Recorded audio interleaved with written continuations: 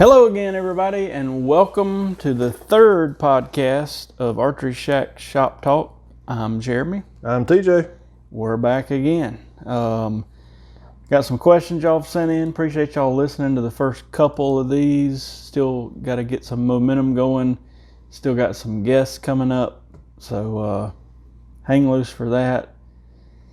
One of the first topics we're going to jump into today is crossbows. The good old crossbow. 10, 15 years ago, it was one of those deals. It was like nobody shoots crossbow except for a few people, older people with like shoulder problems and all that. Fast forward to maybe 6, 7, 8 years ago, start seeing a big increase in them. And my stance was always, it's a good thing for that person that can't shoot a bow. Yep. Then they legalized them. South Carolina could shoot them archery season. So then we're like, okay. And now they're definitely nowhere near the amount of compounds that come in the shop, but there's a lot of crossbows we deal with now compared to what it used to be. And I think the reason that you're seeing that influx of more crossbow shooters, it's not more or less, I think it's getting kids involved early in hunting and fishing. Yeah. I mean, because when we were growing up, we really didn't get introduced to it until rifle season. Yeah, that's true. So I think it's a good thing. You know, it's getting more kids involved. I think there needs to be a little bit of emphasis on safety of a crossbow because there's so much weight and there's so much stuff happening in a short little thing there. And I think a lot of rifle hunters are like, I don't really care about a bow, but this crossbow's similar to a rifle, so let me roll with it. And at this point in time, that's fine. A lot of tournaments, they hadn't allowed them in South Carolina yet for tournaments for the SCAA, but in Georgia they have, and there's a few, not many crossbow shooters, but I guess people post, it tears the targets up quicker and blah, blah, blah, but I mean, in reality, it's about the same diameter shaft. It's actually smaller than like the big fat shafts we shoot at tournaments. And yet some of them are going super fast, but other than penetrating a little deeper, I don't know that it's tearing up too much. As long as the targets can withstand the crossbow. I mean, we go to some clubs and their targets are shot up. They may go slap through them, but so we work on a lot of them.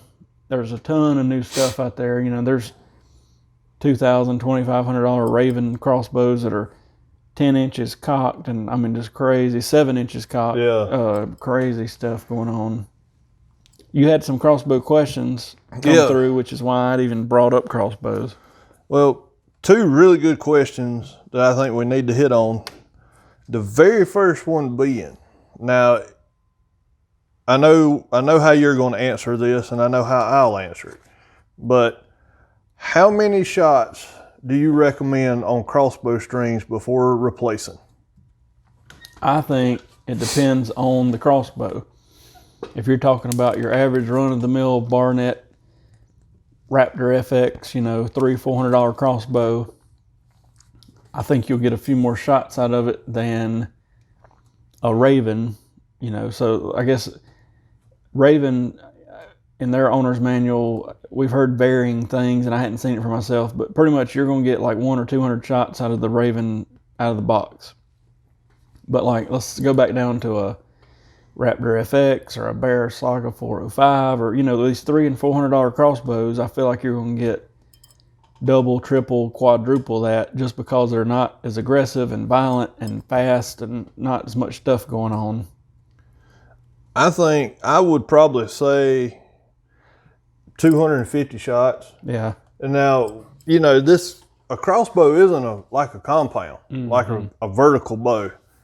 You can there is still that force, even with your like quad 400s, your Raptor FXs, your Jackals. Yeah. I mean, you still have that violent force, but, I still think you're getting, and, you just got to watch your strings, how they're wearing. Well, and you got it riding on most of them, that rail, so that's friction. Even when, make sure you put the rail lube on, but it's still friction. So, that is a very good question for a crossbow. Ultimately, keep an eye on it. When it starts fraying up or if a serving breaks or whatever, get it fixed or change it out. Yeah, because we don't want anything to happen. And no, and I'll just tell a quick story. Had a guy come in with an older Barnett a couple years ago. I think I sold him some crossbow bolts, briefly talked to him, he seemed like he kind of knew what he was doing. He comes back 2 or 3 weeks later and he's missing his thumb. And this is a true story. He shot his thumb off because, now this was an older Barnett that didn't have the finger guard that most of them have now. Yeah. But he had his thumb up, and when the string came down through there, it hit him mid-thumb, and he showed me a picture of his thumb hanging by a piece of skin, and that's no exaggeration. I mean, straight up hanging. That's awful. I dropped my Mountain Op Ignite. So need that after a long day. But anyway, so I think safety is a big thing to hit on with these crossbows. Now, almost all modern crossbows have some sort of finger guard. I'll be honest, I'm lucky that it didn't happen to me. I remember being about 16 at Bucks and Bass, sighting in a guy, and he said, "Here, you shoot it one time." And I was in a hurry and wasn't paying attention, and I had a string catch the very tip of my thumb at the end of the fingernail, and my fingernail turned black.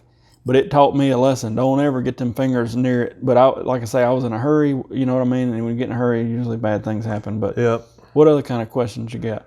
All right, next one is a question that I don't think that we've talked about this. Fletching crossbow or wrapping crossbow bolts with arrow wrap like you would an arrow wrap. Yeah. I've done a few of them. I guess it goes back to how the bolt sits in the crossbow. If the wrap will not affect the rail that it sits in, or my biggest fear would be if you don't check it out before you do it, make sure it's not going to make the arrow sit up or the bolt sit up higher than it needs to where the string won't square the knock. You know what I mean? Mm-hmm. As long as all that's okay, I'd say it's fine.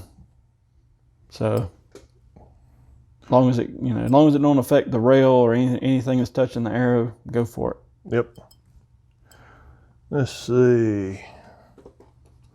Hey, with one more, and let me see this. And we still have people come in the shop that are either 120% against crossbows or for them or whatever, and they'll argue. Not many people, but we had a guy come in, and we actually took a picture of his shirt.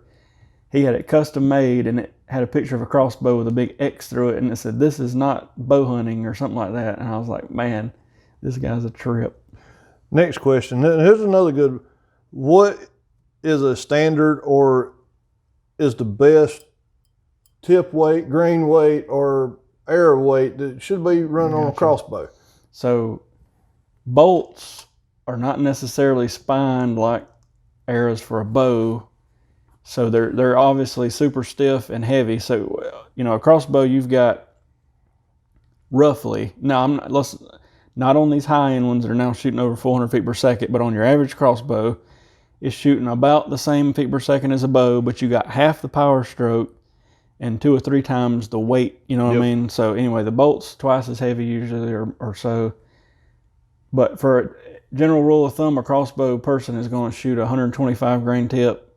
I've seen people shoot as heavy as a 150, and I've also known some people that shoot 100 grain, but 125 is where I normally lead people, because that bolt is so stiff, but you don't want to go extreme either way. And another thing with that is too, on your crossbow bolts, be sure that you get the right length crossbow bolt. Yeah, because I remember there were certain Barnetts that had to have a 22-inch bolt, and people bought 20-inch bolts, and it messed. I don't remember if it dry fired. I don't know what happened. And also the knock on them. Yes, moon knocks are almost commonplace now, but there's still a few that took the flat knock, and then the Ravens have their own knock and all that. So pay attention to that. Yeah. I've had people. You ask them, what knock are you shooting? I've had people buy the flat knock before, and end up when the bow's not made for it, so when the string hits the back of it, it jumps over or under it and pretty much dry fires the crossbow. So talking about crossbows, it's crazy just how things have changed and how compound bows have got so short. 28-inch bows are not uncommon at all now. No. I mean, we even got, I mean, there's a company out there, you know, Gearhead. Yep. You know, they 18 and 20-inch bows. There's one hanging above us over here. Yeah. Remember back in the day when Liberty come out with one? Yeah, I remember shooting it, and it felt like a slingshot. And I was like, man, this is wild. And it just never caught on. I don't know if they didn't, whatever happened. And then Gearheads came about, and they got started with short bows. Now they got bows all the way out to like 40 inches. But we've shot them. We got one in the shop here. It's pretty neat. Yeah. But a lot of stuff has changed so much in the last 10, 15, 20 years. But used to, a hunting bow was going to be like 36 inches, 37 inches, and maybe a little under. The SQ2 came out, and I think it was 01. It was 31 inches, and everybody was like, wow. That sort of changed it up. And from there forward, hunting bows almost went from like 33 inches and less, and then you had a few that were like 35, and now 28, 30, 32 is kind of the norm. I mean, don't get me wrong. I still got the Synergy Hybrid that I hunt with. It's 35 inches, and I know there's people shooting longer stuff. I'm just saying, in general, what we see is those super short bows, but it's changed because the SQ2 in the day had this super short riser and long limbs to make them more stable and less kick. The risers are now long with little bitty limbs kick back and parallel. So yep. It's just crazy how things have changed. We're right here at hunting season. We got a new rule in South Carolina about scents. Yeah, you can't. It is illegal in South Carolina to use a non-synthetic deer lure. So in other words, we can't use real deer pee. Yeah, unless you harvested that deer in South Carolina.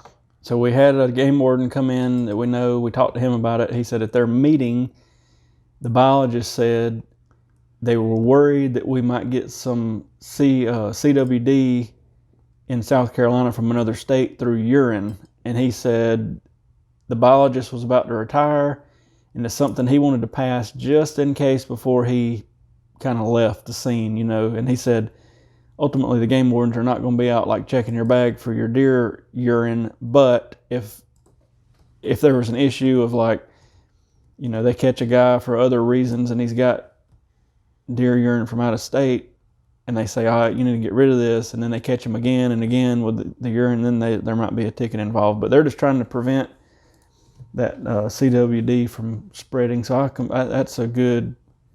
that's probably a good thing. I actually pulled it up real quick it is to take effect 2019-2020 South Carolina deer season. It is illegal to possess or use for the purpose of hunting or scouting any wild animal in South Carolina any substance or material that contains or purports to contain any excretion collected from a cervid, which is a deer, including urine, feces, blood, gland oil, or other bodily fluid. Yeah. This does not prohibit the use of synthetic products or substances collected by a hunter from deer legally harvested in South Carolina. I think my brain is already rolling. We could probably make some money running to these processing places and getting some actual deer lure. Somebody will do it before we ever have a chance. But if we could get some South Carolina deer urine, we could make some money, obviously, or tarsal glands or whatever. Well, and I agree with the biologist.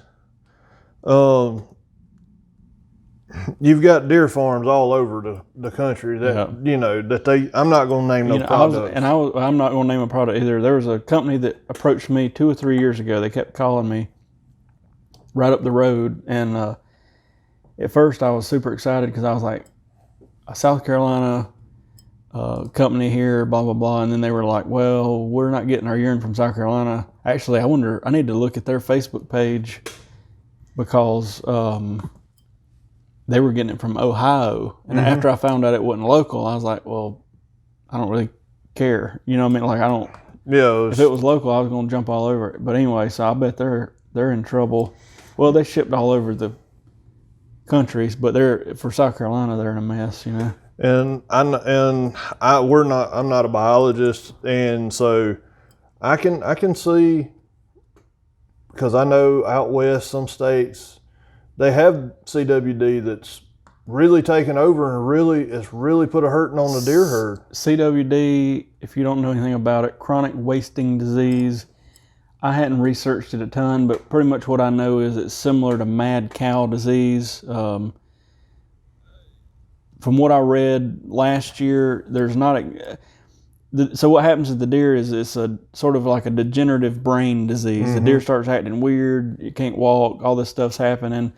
They said, there's no proof that if you cook the meat that it would hurt a human, but obviously no human is intentionally eating that meat either. Just like mad cow disease, if they find a herd of cattle or a farm or whatever, they're just ultimately going to kill all the cows and try to stop it. But it's something I definitely don't want to see spread, and we don't have it down this way yet, but I'm sure it'll slowly spread.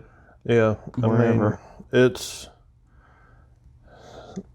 anything to, everybody, and a lot of people is going like, well, that's a stupid law.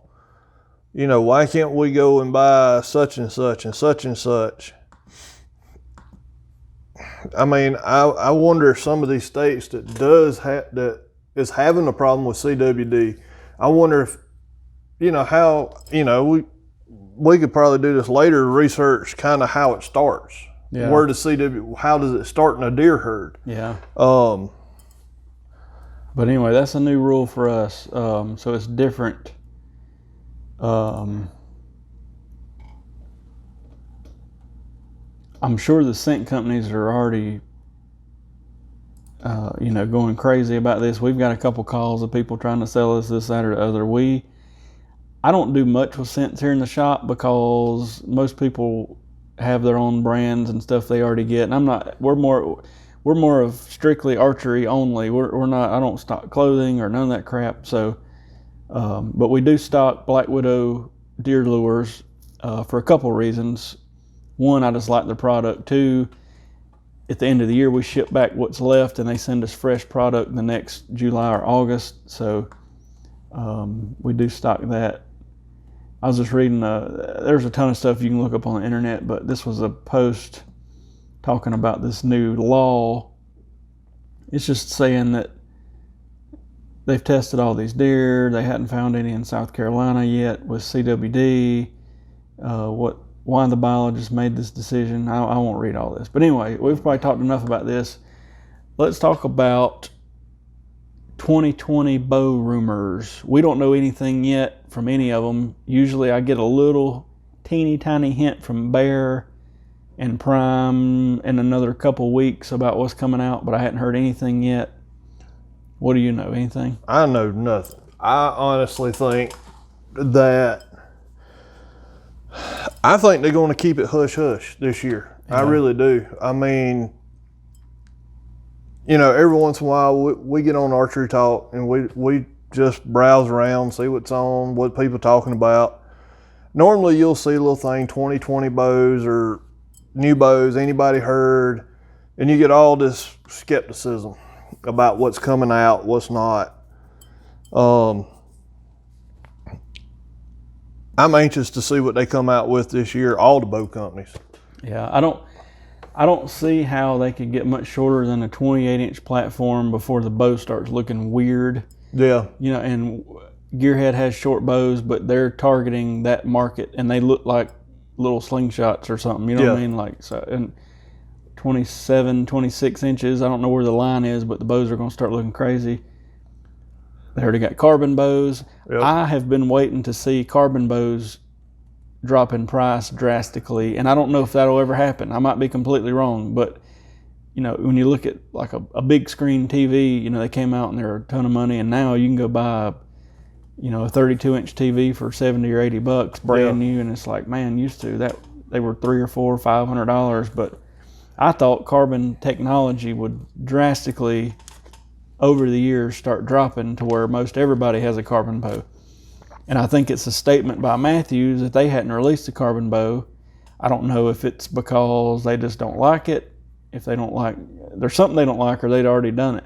A lot of the Matthews bows lately have been a little on the heavy side, but I think they got it figured out to where they know what weight it takes, physical weight it takes to take out most of that vibration, you know. So now, as we said in a podcast before, we are not paid, sponsored by any bow manufacturer, any site, rest, any company out there. No. We are not sponsored. We're not paid. We sell products, obviously, in the shop, and we pick and choose what products we sell. But none of those, we're not sponsored by anybody. We're an archery shop, but we've said things on videos, and people jump on us and say, "Oh, you're saying that because you get a free bow or a free sight." Or no, we don't. I'd love to get some free stuff, but we pay for it. So don't think that. But anyway, so we don't know what's coming out. We're just speculating. What do y'all think? Put in the comments. Yeah. What do you think's coming out? I'm waiting for either a speed breakthrough, you know, maybe they already got carbon bows, so they can't really get much lighter. I really think it's the first company to 400 feet per second. It might be. I really do, because I mean, Obsession with the Lawless is right at 370. I think, and bows have started looking cooler. Obsession's had some nice looking bows, the riser layouts, and then Elite started the caged riser. Yeah. And I don't know, they say it strengthens it up. I'm sure it does. And now a lot of companies, PSE and everybody's got caged risers, and I don't know what else they can do, but I just feel like if they don't start giving people a better bang for the buck, we already see a lot of people wait and buy used bows 2 or 3 months after they come out because they can save several $100s. So today's and some people are still this way. Well, you go ahead.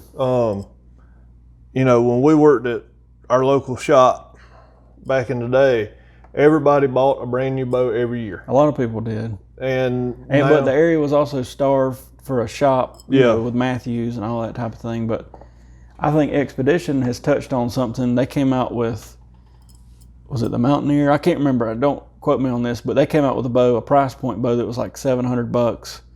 But we shot it at the show, and it shot just as good as their $1,000 bow. Maybe that's the new trend.